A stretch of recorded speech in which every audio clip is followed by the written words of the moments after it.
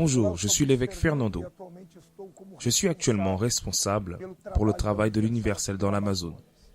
Comme un évêque de l'Église, on reçoit beaucoup de personnes affligées, opprimées, fatiguées, des cas impossibles. Nous n'avons jamais imaginé vivre une situation comme celle que nous avons vécue. Nous n'avons jamais imaginé être confrontés à un problème et écouter de la part des médecins cette question. Cette personne que nous sommes en train d'examiner, les examens que nous sommes en train de voir, cette personne, ce patient, est mort ou cela fait combien de temps qu'il est dans les soins intensifs? C'est cette question que nous avons écoutée des médecins. Je suis avec ma famille, Claudia, qui est mon épouse, et Thiago, qui est un grand miracle, mon fils. Il a dû se faire opérer, et après cela, tout allait bien. Après 10 jours, il était à la maison. Il a commencé à avoir des douleurs au niveau de l'abdomen, et nous l'avons emmené à l'hôpital. Et il a commencé à faire beaucoup d'examens.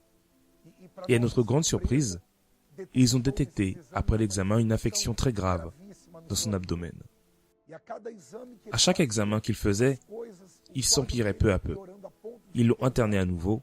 Les médecins se sont rendus compte que son problème était très grave. Sa vie était en jeu.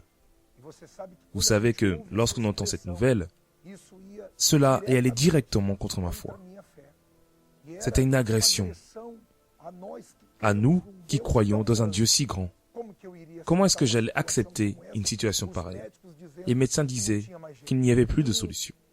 Voir une personne comme mon fils, qui n'a jamais rien eu, toujours en bonne santé, qui n'a jamais été à l'hôpital, et tout à coup le voir sur un lit d'hôpital, dans cette situation, le médecin est venu me voir et m'a dit « Écoute, mère, je pense que vous ne connaissez pas la situation de votre fils. Il n'a que la conscience.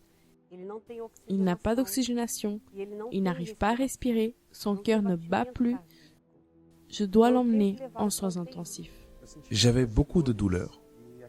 Et chaque jour qui passait, ça s'empirait. Je n'avais jamais ressenti tant de douleurs.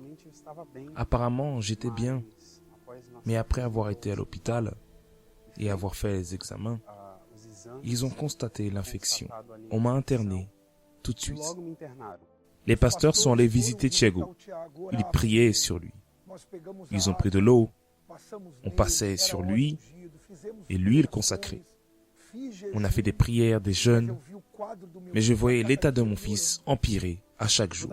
Avec toute cette situation, je n'acceptais pas. Quand j'ai appelé mes parents,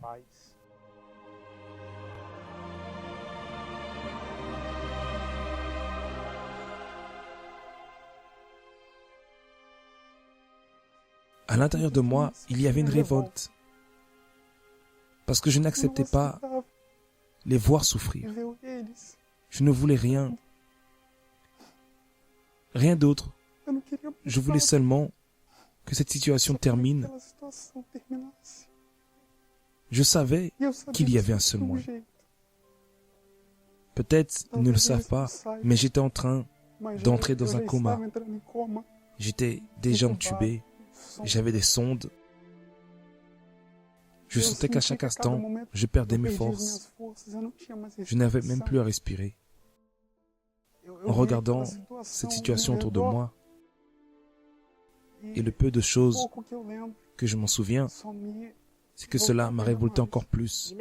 Et à ce moment-là, j'ai demandé à Dieu, qu'est-ce que je fais?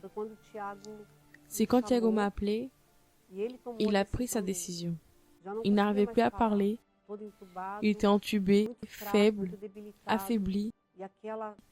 Il y avait une grande agitation et le médecin voulait l'emmener en soins intensifs.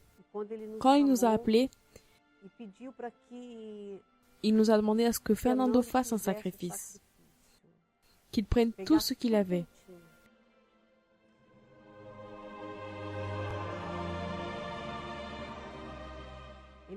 Il m'a dit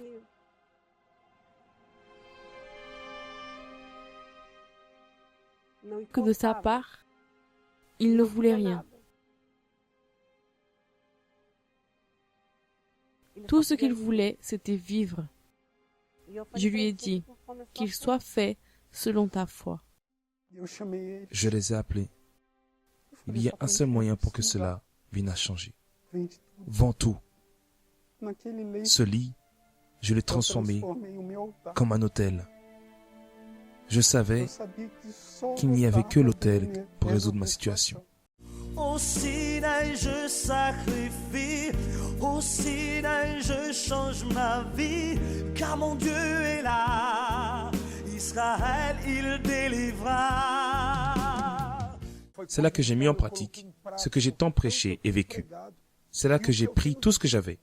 J'ai pris ma montre, j'ai pris mes boutons de manchette, j'ai pris mes vêtements, les choses que j'aimais beaucoup. J'ai pris tout cela.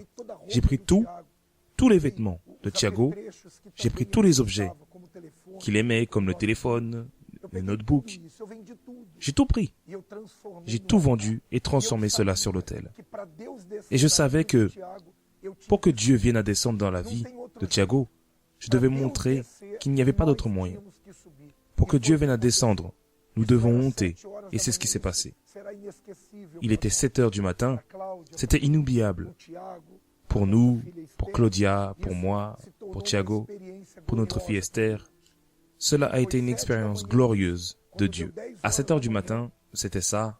Et à 10 heures du matin, Thiago, il allait en soins intensifs. Il a commencé à marcher dans les couloirs de l'hôpital et les médecins et les infirmières ne croyaient pas.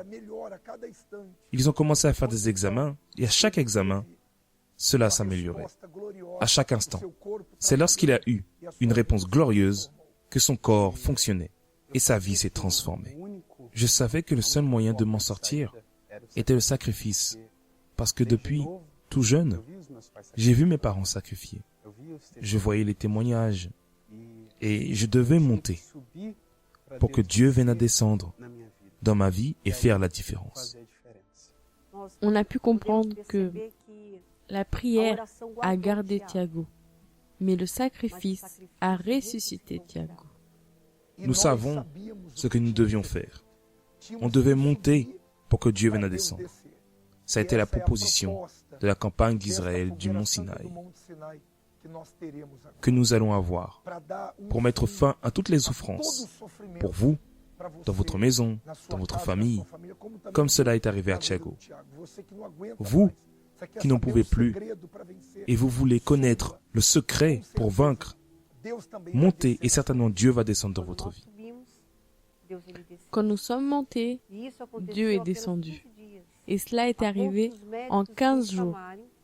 Au point des médecins m'appeler, j'étais à l'intérieur de la salle d'examen avec Thiago et en regardant les examens, il a dit c'est incroyable. Ça, c'était ses mots. Nous n'avons pas besoin de parler. Il a dû reconnaître, même s'il était un médecin de renom, il a reconnu que le miracle existe, que Dieu fait des grandes merveilles. Et nous savons que ces merveilles sont arrivées justement à cause du sacrifice. Ce que je voulais le plus était sortir de cette situation. Aujourd'hui, je donne mon témoignage avec mes parents. Je suis guéri. Je n'ai plus de douleur. Je n'ai aucune séquelle de l'infection. Les médecins n'avaient plus de mots parce que normalement, il y a toujours un reste dans le corps. Mon corps aujourd'hui est en bonne santé. En vérité, il travaille mieux qu'avant. Et vraiment, seulement le sacrifice a pu m'apporter cette grande merveille. Si vous dites qu'il n'y a plus de solution, c'est fini. Il y a la campagne d'Israël du mont Sinaï. Donnez votre tout, lancez-vous sans réserve. Prenez une attitude. Ainsi comme Dieu est descendu de la vie de Thiago, aujourd'hui, il est une référence, il est transformé. Le même Dieu qui est descendu dans sa vie va aussi descendre dans la vôtre. Que Dieu vous bénisse.